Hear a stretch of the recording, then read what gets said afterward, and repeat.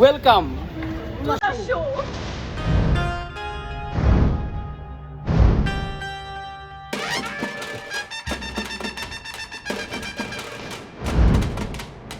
Today I am explore the most exciting movie which is বাংলাদেশের superstar Shakib খানের অভিনীত তাণ্ডব মুভিটা এক্সপিরিয়েন্স করার জন্য আজকে আমরা স্টার সিনেপ্লেক্সে এসেছি বসুন্ধরা শাখায়।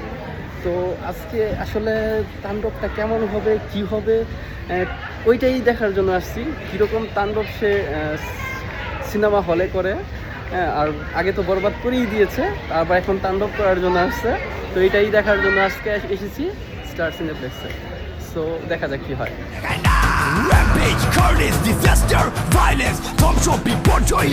তাণ্ডব শেষ হলো। তাণ্ডব দেখে আমার এক্সপিরিয়েন্স হচ্ছে, আমার কাছে মনে হয়েছে রায়হান রাফি অনেক তাড়াহুড়া করেছে গল্পটা শেষ করার জন্য। যে সে যদি গল্পটাকে আরও 20টা মিনিট বাড়াইতে পারতো তাহলে মনে হয় খুব ভালো লাগতো। খুব তাড়াহুড়া করে শুরু করছে, তাড়াহুড়া করে গল্প শেষ করছে, এত তাড়াহুড়া করাটা ঠিক হয় নাই। আর এখানে সিয়াম এবং আরফান নিশুর যে কেমিওটা ছিল সেটা আমার কাছে অনেক ভালো লাগছে। আর সাকিব খানের অভিনয় তো সবসময় দুর্দান্ত। আর অন্যান্য যারা কো আর্টিস্ট ছিল, সাবিলা নূর, জয়া আহসান, সবার অভিনয় খুব ভালো ছিল। অল ওভার গল্প ভালো, কিন্তু আরও বেশি কিছু এক্সপেক্ট করেছিলাম আর কি।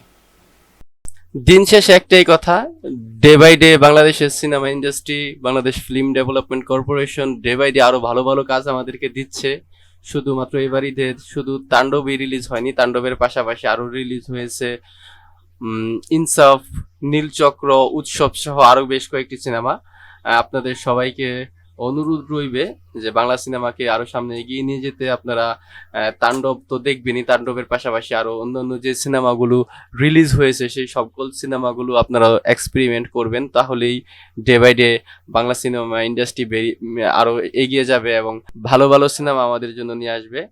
আর একটা সময় আমাদের সিনেমা ইন্ডাস্ট্রিটা অনেকটাই নিচে পড়ে গিয়েছিল অশ্লীলতার কারণে, কিন্তু ডে বাই ডে নতুন নতুন ডিরেক্টররা এগিয়ে আসছে, নতুন নতুন প্রযোজকরা এগিয়ে আসছে, এমনকি আমাদের সুপারস্টার সহ নতুন নতুন যারা আর্টিস্ট আছে সবাই দিনরাত অক্লান্ত পরিশ্রম করে আবার বাংলা সিনেমার গ্রহণযোগ্যতাকে সকল মানুষের সামনে আবার নিয়ে আসছে সামনে।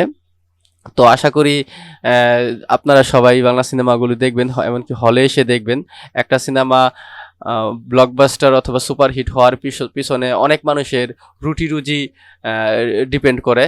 শুধুমাত্র যে প্রযোজকই লাভবান হয় এমনটা কিন্তু না, এর পাশাপাশি আরও যারা অন্যান্য কো আর্টিস্ট ছাড়াও আরও যারা সিনেমা সম্পর্কিত ছাড়াও অনেক মানুষ উপকৃত হয়। তাই সবাইকে উচিত সুষ্ঠু বিনোদনের সাথে থাকা, ভালো বিনোদনের সাথে থাকা, এমনকি ভালো ভালো ছবিকে অ্যাপ্রিসিয়েট করা, ভুলগুলি ধরিয়ে দেওয়া, যার মাধ্যমে আগামীতে সেই ভুলগুলো শুধরিয়ে যেন আবার ভালো ভালো মুভি এবং ভালো ভালো কন্টেন্ট নিয়ে আমাদের সামনে হাজির হতে পারে। বাংলা সিনেমার জয় হোক। ধন্যবাদ সবাইকে।